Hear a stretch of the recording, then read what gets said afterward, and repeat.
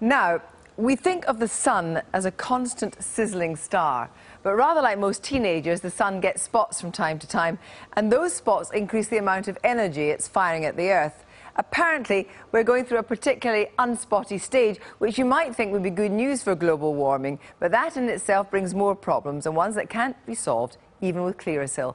Our science editor, Suzanne Watts, is here. Susan, what is the problem at the moment with all these sunspots? What do they mean?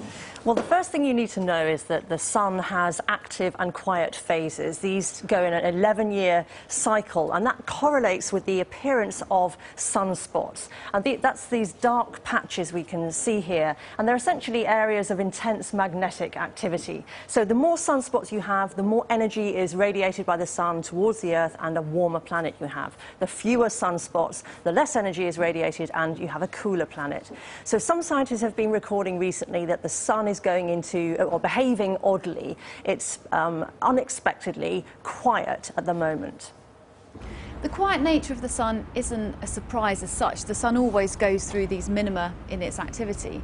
But what is surprising is just how quiet it is. So it's been extremely quiet, at its quietest for about 100 years now. And the expectation is, looking at the current data, that actually it will probably continue to get quieter. So the sunspot number will drop and drop. How far it drops, that's still open to debate. So this has happened before, and most memorably in the 17th century, when we saw frost fairs on the River Thames, so rivers that were normally ice-free, frozen over. And this time, scientists are saying that's really the most we can expect, much cooler regions of the planet. But the idea that we're entering a global ice age is really quite far wide of the mark. But can we think of all this now, though, this cooling sort of cancelling some of the global warming, though? Well, no, not really, because we still have the issue of rising greenhouse gases. And if we look at some of the predictions and modelling into the future, the suggestion is that we could see our planet warm by the end of the century to anything between 1.5 and 4.5 degrees. So whatever the sun does, it isn't really going to be enough to counter that and save us from global warming. We need to worry about climate change, and even if the sun was going to compensate over periods of perhaps decades, then of course what will happen is eventually the sun will turn round, start to go more active, and then we would be in the situation with a more active sun and the high greenhouse gases, and that would be even worse. So some scientists are now worried about that worse, if you like. They're saying we don't have time to persuade people to use energy more efficiently or to reduce emissions, and what we need to do now is to geo-engineer our way out of this. So what is geoengineering? Well, this is essentially large-scale, sometimes quite wacky science fiction-sounding projects, certainly very ambitious. So if we have a quick look at the top three, at number 3 we have the idea of shielding the Earth by firing giant mirrors into space. Basically, the idea being that these mirrors reflect back the sun's radiation into space. We'd need many thousands of these. Millions? Well, possibly. At number 2, we have a plan to deal with the oceans, to try and make them more fertile. There's one project it's chucking urea, basically, human wee, into the oceans to make it more fertile, to encourage the growth of plankton. These plankton would absorb carbon and then sink to the ocean floor when they're dead. And then at number 1, we have schemes that would basically suck carbon dioxide out of the atmosphere, artificial trees, if you like.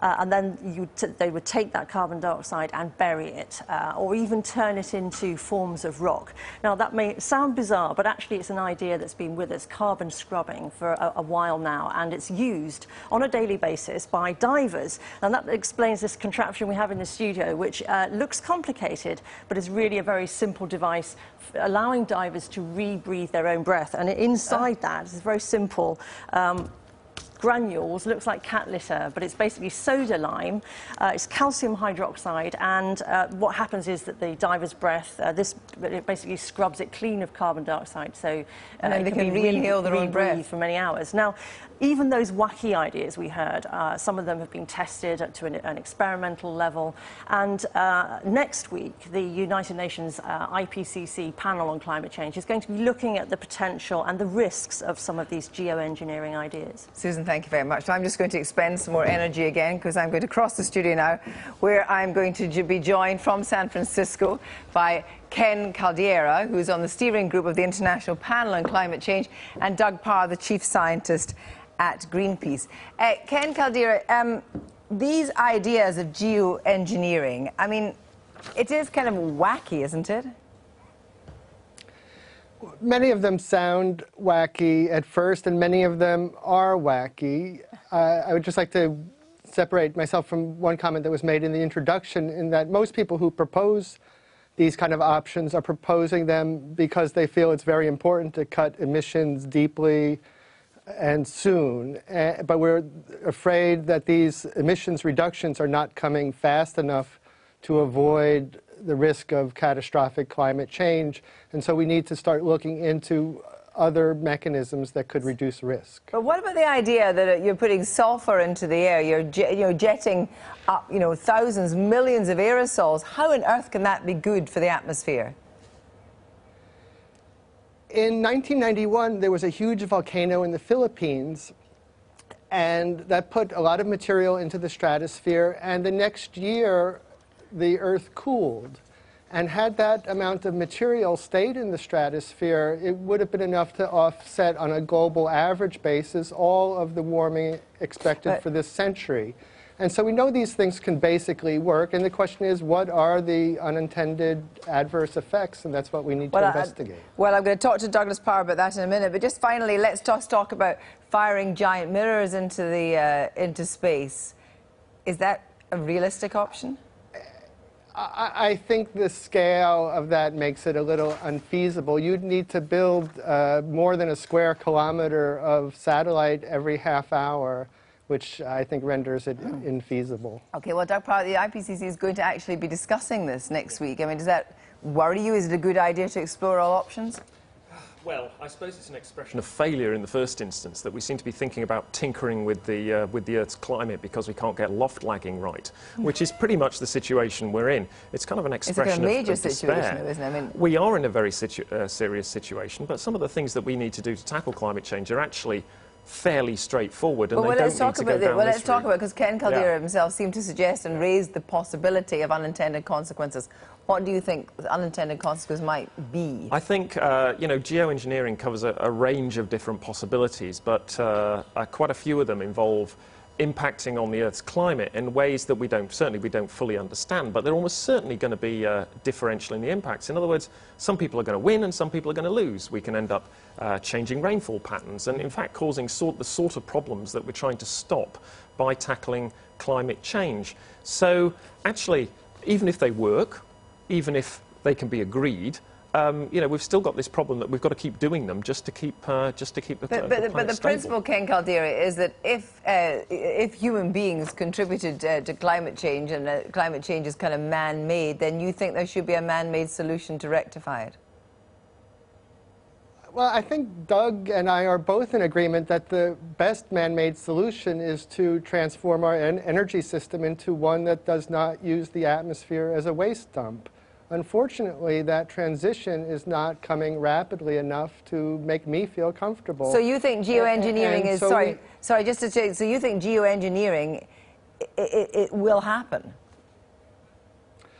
I'm not about to predict the future. I think that these geoengineering options in a situation where we have catastrophic climate change might be able to save lives, and so we should investigate whether our well-being could be improved through these approaches, but I do not think these approaches are a substitute for emissions reduction. But is there not a danger in a sense that you let the culprits off the hook if you say that things aren't moving fast enough, so we're going to have to up the ante? This is a danger. I mean, I guess to me the most dangerous thing would be for people to think that there is a simple, easy technical solution and that we don't need to transform our energy system.